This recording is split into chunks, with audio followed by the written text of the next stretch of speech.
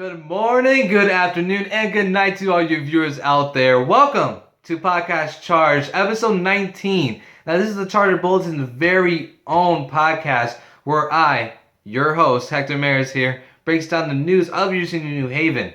Now, if you didn't know, Charger Bulletin is the actual newspaper of the University of New Haven. And, of course, that makes me a branch of it. I love to write. I also like to make podcasts, which is why we're doing Podcast Charge here. We break down the news of the week for University of New Haven, and we go into a random topic of discussion. So that could be literally anything. That's what the word random means. As of right now, I don't know what the actual topic is, but that's how we do the flow here in Podcast Charge. We just make up random topics at random times. That's what we do. Random. So, if you're not a student though, there is a way for you to actually catch up on the news for University of New Haven.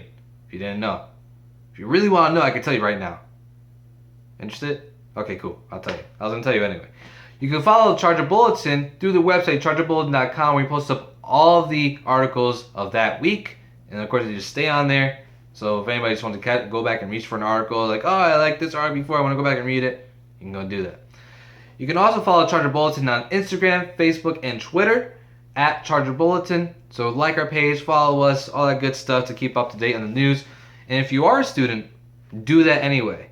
But another thing you can do is go and pick up the Charger Bulletin newspaper that goes on the racks every Wednesday. So keep on the lookout for that. As you can see, we got a nice little layout here. Traditional, gray. I like it. It's nice. So definitely pick up a copy of Charger Bulletin every Wednesday in the racks. You'll like it. Trust me. I like it. I love it. I love writing for it. It's fun. So, in regular podcast charge fashion, we go over the news of the week first, and then we'll go into random topic discussion. So let's get into our articles here. We have 4 on the list today. The first one, really, really sad. It's UNH remembers former President Philip S. Kaplan. Unfortunately, our former president for New Haven passed away on Wednesday, January 16th. According to his obituary, Kaplan died peacefully in his sleep, surrounded by family members, and he died at the age of 85. This article is written by Riley Nebbs, who goes more into former President Philip S. Kaplan's background and history with the University of New Haven. He accomplished a lot in his life, real pioneer of his time, and our thoughts and prayers are with him. If you want to read more about Philip S. Kaplan, definitely reach out to this article. It's beautifully done, really well written. So great job, Riley, for an excellent article. All right, so with that said, let's get into the other article that we have on the list here, and it is written by Charter Bulletin's very own assistant editor, Samantha Higgins. Shifts in department shuttle schedule is what the article is called. So let me just break it down. I'm just going to read it off what I have here because I have a nice condensed version of the article right here. So about a week before the spring semester started, all University of New Haven students received an email from Julie Carbonella regarding the changes to the shuttle schedule for the spring semester. While the previous schedule had 2 DATCO shuttles, and DATCO is the shuttles that come by or the buses that come by on the campus. I guess that's just the company that does that for us, DATCO. So our previous schedule had 2 DATCO shuttles running to transport students to and from off-campus housing or downtown on the weekends. There's now only 1 DATCO shuttle and 1 courtesy van performing these operations. The email also informs students that the shuttle and courtesy van will be running at the same times as previous semesters. The only other major change is that the downtown shuttle will now drop students off at a university-sponsored housing after midnight on Thursdays, Fridays, and Saturdays. So I'll say it again for University of New Haven students, so you have a better understanding, or just hear it again. The only major change is that the downtown shuttle will now drop off students at University of New Haven's university-sponsored housing after midnight on Thursdays, Fridays, and Saturdays. Okay? Carbonella explained the thought process behind these changes was simple. A study found that there weren't enough student riders to need 2 DATCO shuttles, and therefore using them was a waste of energy. Carbonella claims that campus police have received no complaints about these shuttle changes. However, students seem to be extremely upset about them. If you're interested in filing a complaint, you can contact Carbonella at 203-932-7013 or J Carbonella, Carbonella, at newhaven.edu. You can also call campus police at 203-932-7014 to report a complaint or emergency live if something is happening at that moment. So there you go. So there's, instead of having two DATCO buses or shuttles now for apartment shuttles, is now just one, and that's because not enough students were riding on the two shuttles themselves. And the complaints are in the rest of the article. They go over how courtesy vans sometimes just are not on time, and it's very inconvenient when they will be at the destination when they should be, because they do have a strict timetable of when they need to be at their spot, and sometimes they're not there. I have run into situations before. I don't use the apartment shuttles. I'm a commuter for UC New Haven, so I run to more of public, not really the trains. Usually the trains are as by 10 to 15 minutes late. I'm just used to that, or they're on time. The shuttles I had a couple of problems with before, whether them not being on time, but when they're there, and I have to be appreciative of that. But I can see how it can be inconvenient, because I've been in those situations where it can be inconvenient, where they're just late most of the time, or they're just not that reliable when it comes to, I need the show to be here because I need to get to class, or whatever the case may be, right? So I can understand both sides of the story here. While UC New Haven wants to save energy and save time, save money in that case, while the students are feeling kind of copped out because now there's only one shuttle, one courtesy van rather than just two, where there are options to be picked up or dropped off would have been more likely with two than just one. So again, if you have any complaints, or for students, if you have any complaints, you can contact Carbonella at her email. Just read off again: J Carbonella, Carbonella, at newhaven.edu if you have any problems. So next article, and this one's a little weird, I'll say. It was written by Elisa Sancti, who's our editor-in-chief for Charger Bulletin. UNH, University of No Hoverboards, is the title. I thought that's a very clever title. I like that. University of No Hoverboards. So as of January 1st, the University of New Haven's new hoverboard policy establishes that hoverboards are no longer allowed to be charged, operated, or stored inside any building or on any property owned or controlled by UNH, in order to minimize the risks associated with scooters overheating, catching fire, or exploding. Catching fire just reminds me of Catching Fire, the movie. That's a good movie. I need to watch it again. The decision to ban hoverboards was made because of the number of fires and explosions that have been happening globally. Sorry, I'm reading it wrong. Due to the fires caused by faulty lithium batteries and wiring, airports and airlines, along with many other universities across the nation, have banned these self-balancing because they banned hoverboards because of the danger they pose. There you go. Whenever you read an article, it's always different, because reading and actually saying it aloud can be two different things. Because when you're reading it, there's another flow that goes with just saying it, So I run into that problem a couple of times here. Nonetheless, it's an article about how hoverboards in UC New Haven are banned because of danger they pose. I mean, let's be honest here. They're pretty cool. They're also like they're the epitome of lazy too. I mean, technology is there. It's great, but if people just don't want to walk, I mean, come on. But with that said, they are pretty cool. But they pose a huge danger, because around the world, people have been charging it and it's been blowing up like a section of their house or catching fire or something, which is not cool. So University of New Haven just bans those altogether to minimize any casualties. Good. Last article of the episode: The Pursuit of Happiness by, again, Elisa Sancti, who's the editor-in-chief of Charger Bulletin. And this one I can relate to. I think this will go more into my random topic of choice here, which is why I put it at last, actually. On Friday, January 22nd at 1 p.m., student leaders gathered in Bucknell Theater for the 6th annual Leadership Day.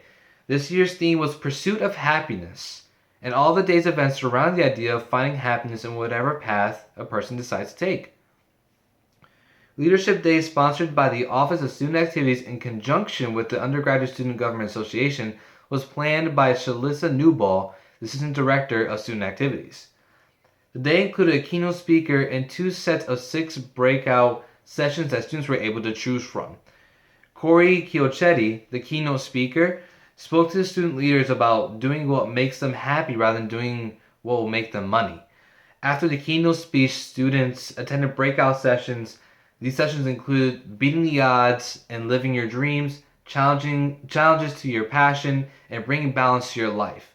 The sessions tackled issues that students leaders face every day, like time management or stress or coping in stressful situations. Um, of course, you can read more about these articles I listed off for you here at chargerbulletin.com, or you can pick up a copy of the Charger Bulletin every Wednesday if you're a student on the racks. To go more into pursuit of happiness, though, it's a very, very good event to start the year off with, right? Especially for students. And this, actually, I want to go into my random topic along with this article. We're going to be fleshing it out. And that's, as we're just talking about, choosing something that makes you happy rather than something that's just for money. And I know there's different kinds of people out there. I know a couple people in my life that are more money driven. Like, they want to make a lot of money in their life, and that's their set goal. Like, that's what they want to do. It doesn't matter to them if they really love it. They just want to make money. And there's, again, it's not bashing those kind of people at all. It's just the way they live. It's the way they are. But for myself, I cannot do that. In my own history with learning what I wanted to do and figuring it all out, I had to be pushed certain ways and also had to just find out myself. And finding out for yourself can take a while, and it can be tedious, and it can seem like you won't find your one thing you love to do, but you will find it. This speaking from someone that struggled with trying to find something that I really love to do, right? And you just have to explore and get out there. I didn't realize what I really wanted to do until I started working at Old Navy, which wasn't the best of jobs, I have to say, but it was definitely one of the best experiences I ever could have received and had the opportunity to have. And I probably wouldn't have known what I love to do if I didn't enter that job, you know? So you have to explore out there. You have to really find what makes you happy, and that might take a couple of trips and falls. You never know. So in my own pastime, it was more of like my family and just the people around me. Of course, everybody wants you to be the best you can be, and sometimes it's depicted in our society as being a doctor or being a lawyer. These really high proficient, intelligent based jobs, right? Not to say that nobody can go for them. Of course you can. If you really put your mind to it and you really want to do it, then you can do anything you want. But it's something that I didn't want to do. I always was a person that loved movies and TV shows and video games. Video games I was enamored with. I loved video games, but not just to the point where I'm just a passive audience. I was an active audience. I love researching the developers and the production of these games, the movies. I love researching all of that. It was one of my passions. It was one of the things I did with most of my spare time for the longest of times, and I still do. So I didn't really see it like as a career option because I always looked at those bigger, higher up jobs that like have more of a title associated with them, like a doctor or a lawyer or professor and stuff like that, because those were the ones that you make the money, right? So I originally wanted to be a forensic psychologist because I was interested in the field, and I learned I can make a lot of money doing it. Not like huge buttloads amount of money, but enough to be satisfied in life, if that makes any sense, regarding career and salaries. But then after a while, I realized like I don't like this at all, and I realized there's a lot of money into it, but is it really worth keep going into this field that I have mild interest in, even though there's a nice salary at the end of the road? And in the end, I chose no. It's really not, and that's why it relates to the last article, "Pursuit of Happiness," written by Lisa Sankey, who's the Charter Bulletin's very own editor in chief. because it's true. You know, don't achieve something for the money unless you're that kind of person, unless you're money driven. Achieve it because you want to do it. And thankfully I have the option to do that. Not a lot of people have that option. I do have the option. I do have the advantage here. So that's why I'm gonna make sure I take full advantage of that, because it's a wasted opportunity, you know. Now, ever since I had that mindset where I want to do something I love, I always wanted to work for Disney. So that's my true end goal. I want to work for Disney, and one of these things I want to work for PlayStation, be on their be on their social media team for PlayStation. Just work in the parks for Disney. Work for Walt Disney Animation Studios in California and be part of their production team. Be part of their social media team. That's what I want to do. I know I want to do that with a passion. I love to write. I love Disney. I love video games. I love writing. I love reading about them. I love watching. I love being involved in taking this story and evolving it through production process, and then just putting it out there for millions of people to see, and then for people to love them and or hate them, whatever the case may be. But the message is out there, right? I just love that idea of taking something so that everybody's in love with and just putting out to the world, and then people are enjoying it and are feeding off of it, and I love that. So that's where I realized what I wanted to do, and I had to make decisions. Now, being a commuter, it's hard to stay longer on campus than it really is. When some certain clubs say stay till 7, stay till 8 o'clock, that's tough for commuters. You know what I mean? Especially if you're a half hour away and your reliance is on a parent driving you and the train. It's really hard to do that. But thankfully, my parents have been really supportive in what I want to do on New Haven campus, because I didn't want to just be the student in the class. I wanted to be the guy doing podcast Charge. I wanted to do my own radio show, which I'm doing right now, Team TMG on Charger Radio. You catch every Thursday from 10:30 to 12 p.m. Shameless plug there. I'm writing for the newspaper. I'm doing a lot more on campus in the past year and a half than I've done in the past 2 years in my last year of high school. You know? So again, once you have your set mind, you want to go and do something, you're in love with the idea of doing it, then you have to make strides for it, and you have to work hard for it. And that's what I'm doing right now. And none of that would have happened unless I took risk, unless I went out there and really showed the world and showed my community and show a company, family, whatever, what I'm really made of. So that's what I want to talk about here on Podcast Charge for you guys. I hope it was in some inspiration to any of you out there that are struggling with, well, I really want to do this job because it makes a lot of money, and I can live very comfortably for the rest of my life, versus something I really love this idea and this part of a hobby that I want to make into a job. So should I go for that? And in my experience, you should. If you have the option, if you have the opportunity, go for it, because you won't regret it.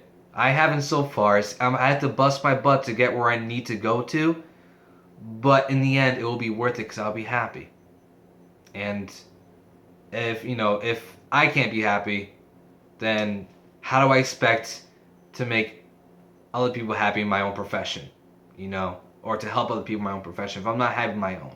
That's how I look at it. So thank you guys for watching this episode of Podcast Charge. I much appreciate it for you guys sticking around. Again, I hope this end topic discussion helped you if you're having any problems with that sort of thing. If not, I just hope you enjoyed the nice little motivation discussion we had here. So thank you guys again for joining me here on Podcast Charge. Again, you can follow us on Charger Bulletin at Charger Bulletin on Twitter, Twitter, Facebook, and Instagram. You can also go to chargerbulletin.com to keep up to date on the latest and greatest in New Haven news. If you're a student, you can pick up a copy of the Charger Bulletin every Wednesday on the racks, or you can do all the above that I listed before. Sorry for the color change, by the way. I didn't realize that the light would change if I just put it in front. Anyways, I'll see you guys next week here on Podcast Charge. Again, every Friday we post up the video noontime, and I'll post up a notice to my Twitter account as well as the Charger Bulletin. I'll like, what was it? I would link like the podcast charge Facebook to Charger Bulletin. So definitely do that. Follow the podcast charge Facebook page that's up right now. So you go do that if you like the page. I'll post up whenever the videos are up on the YouTube. So definitely click that subscribe button if you like to see here. Click that like button as well. I'll catch you guys next week here. You can follow me at Macho Channel 213, MACHO Channel 213, and you can tune in every Thursday, 10:30 a.m. to 12 p.m. to myself talk about TVs, movies, and video games, and listen to awesome music. So I'll catch you guys later. Peace out. Have a good one, and stay warm.